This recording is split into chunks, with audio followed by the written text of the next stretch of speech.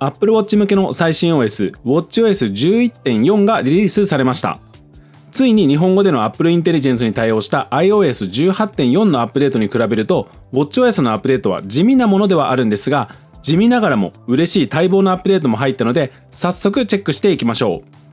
う。なお WatchOS11.4 へのアップデートのためには iOS を 18.4 に上げる必要があります。iPhone、Apple Watch の両方をアップデートするにはそれなりに時間もかかるのと、Apple Watch の場合バッテリーが 50% 以上残っていて、かつ充電中じゃないとアップデートができないので、会社や学校がある人は朝のアップデートは諦めて今日の夜帰ってからの方が安全かも。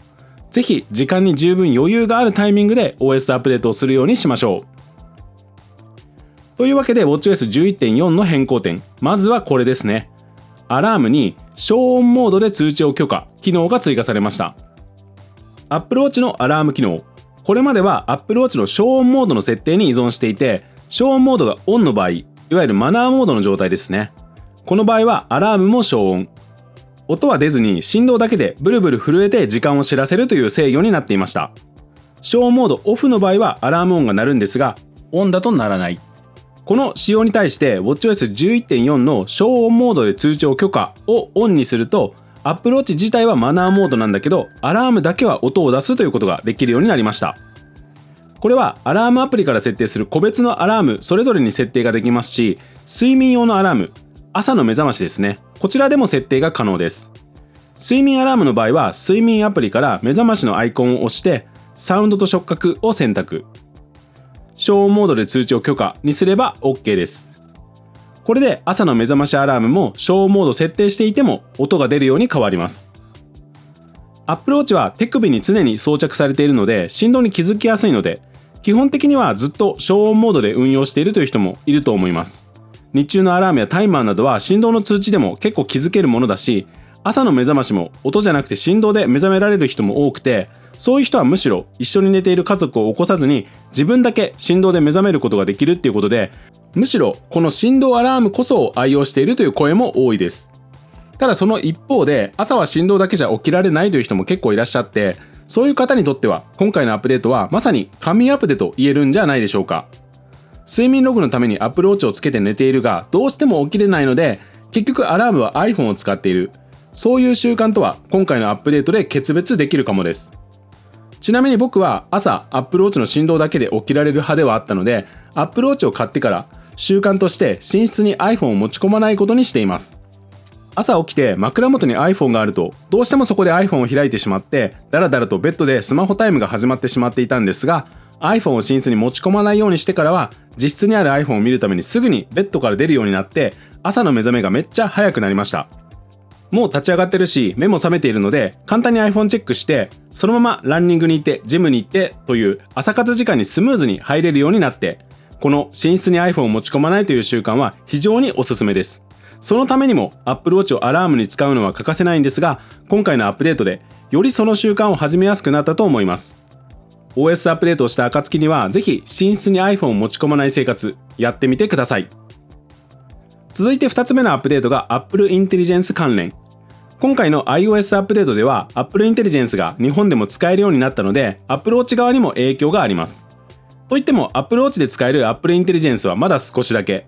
一つは集中モードの妨げ低減機能。これは AI を使って通知の優先度を判断し、優先度の高いものだけが通知され、それ以外は通知されなくなるという機能。この設定が Apple Watch からも使えます。正直すでに通知を結構必要に応じて絞り込んでいるせいで、これがどこまで恩恵があるかは僕にとっては未知数なんですが、一応機能としては使えるようになっています。 Apple Intelligence ではもう一点、絵文字生成のジェン文字、これはあくまで表示だけですが使えます。 Apple Watch で生成はできないんですが iPhone 側で生成した絵文字の表示には対応していますね。 iPhone からだとメッセージアプリで絵文字を開くか、メニューからジェン文字を選択することで新しい絵文字を生成することができます。最近のチャット GPT の画像生成の凄さに比べるとだいぶちょっとヘボい感じもありますが、そのヘボさがまた愛おしいという感じの独特な絵文字が生成されます。ちなみに Apple Watch のような商品名を入れると生成に失敗することが多く、これはあえてスマートウォッチという表現にしてみたらうまくいきました。こうやって生成したジェン文字をメッセージで送ると、受け取った Apple Watch にも無事に絵文字が表示されます。なお、Gen 文字は iOS18.4 で日本語対応しただけで、機能自体は以前からあるので、WatchOS11.4 に上げていない 11.3 の Apple Watch でも表示は可能です。はい、WatchOS11.4 のアップデートに戻って絵文字関連でもう1点。新たな絵文字がいくつか追加されています。